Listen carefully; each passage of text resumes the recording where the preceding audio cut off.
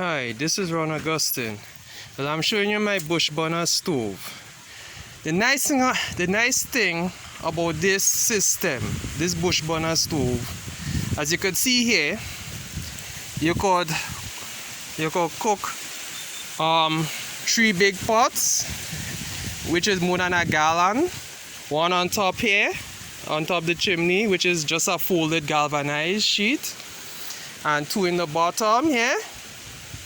And then you could put small pots right here, a small pot right here, and a small pot right there.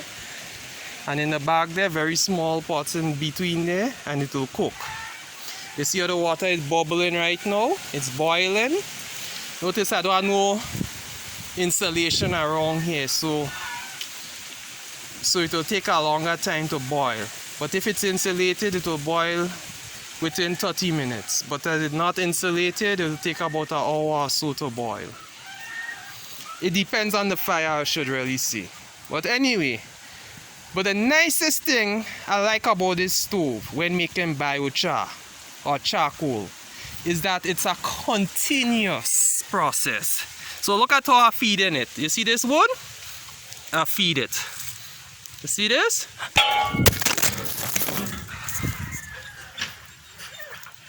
I feed it. Sorry, my phone had just fell. But you see, I keep feeding it. You see? I feed it. You see how I feed it there? Right. As fast as you're feeding it, look at the nice thing you could do. You're taking out charcoals. You could take out a little bit of charcoal, like what I'm showing here. Yeah? Dump it in rainwater. So it's a continuous process. So all day long, you could be making charcoal dust. You see? Simple, easy, and straightforward. You see, and you dump it like that. And the rainwater will open out the pores of the charcoal, which will make it high quality charcoal, or biochar, whatever you want to call it. It will be of high quality, almost close to activated charcoal, because this is red hot glowing coals I'm taking out here. Right, red hot glowing coals, and then I'm dumping it in rainwater like that.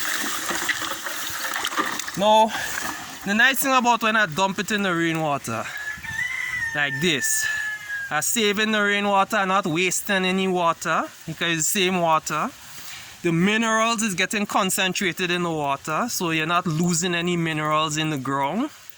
And also, it's a continuous process, and this charcoal is meant for plants, not for fuel. So it done soak already. So you kill many birds with one stone. You see? And the pot is still going, you see? And you just load it up with more wood, like this. Just like that. Just like that. Simple and easy. See? You give it more wood. You see? You keep feeding it like that. You see? Very nice. Very easy. Very convenient. Right? And to just keep going. You see how nice it is? And then you could put a little old cooking oil in it. Right, to blaze it up a little bit. You see how nice and easy it blaze up? Right? Get the fire going nice again. And get the water boiling. You see how the water boiling? You see? Nice and easy. That is the nice thing about this stove. You could continuously make charcoal for whatever reason you want. But I'm making the charcoal for plants. So wetting it with rainwater is a plus for me. And then I just use this same rainwater here with the charcoal dust, and I mix it with chicken manure right here, and organic matter right here, and soil right here. And then I make this soil right here, this mixed soil mix here. This soil mixer right here, and then I plant my plant right here. See my plant planted there, and then green cut grass mulch. Look at it right here, and then dry leaves above the green cut grass mulch. And then you see, and then you have your wood ash. Of course, this here will produce some wood ash, like you could see here. And you mix it all. So you put 1 5-gallon bucket of soil to 1 5-gallon bucket of charcoal dust, to 1 5-gallon bucket of chicken manure, to 1 5-gallon bucket of organic matter. You mix it, you get the soil mixture. Then you put a 5-gallon bucket of mulch on above the soil mixture, and then you plant your plants. Simple. And you make a nice bed with it on the ground. Now I could show you a bed that I make and how well the plants are growing. So let me just show you that quickly. So we go in and see.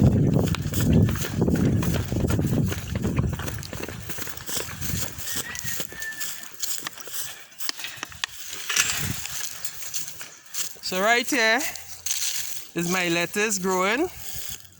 I haven't wetted these lettuce for about almost 3 weeks, and they're still looking green, as you could see here, looking green and healthy after 3 weeks of not getting wet, because it's a charcoal. The charcoal holds a lot of moisture. It absorbs a lot of water, so the plants could continuously get water when rain not coming, like in the dry season, like right now, and they'll still grow nice. So I'm just showing you here. This is what I do with the buckets of the soil mixture. And notice the mulch, and then when you come underneath the mulch here and the dry leaves, look at how moist. Look, you see? Look at the layer of mulch and dry leaf. Look at how during the middle of the dry season, look at how nice and moist the soil is. You could still see it's wet. It's soft. And it have earthworms, termites, all different things living down there. And it's still wet, as though I just wet it. So this is the nice thing about it. Now, the charcoal does create habitats for microorganisms like fungus and bacteria. The mulch also create habitats for earthworms, termites, millipedes, which use it as food as well.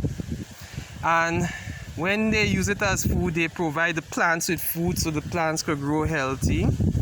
And then when you make charcoal dust, like in that stove that I show you there, and it's continuous, you're taking carbon dioxide from the air and you're putting it into the soil. So you're cooking your food, but still it's carbon negative.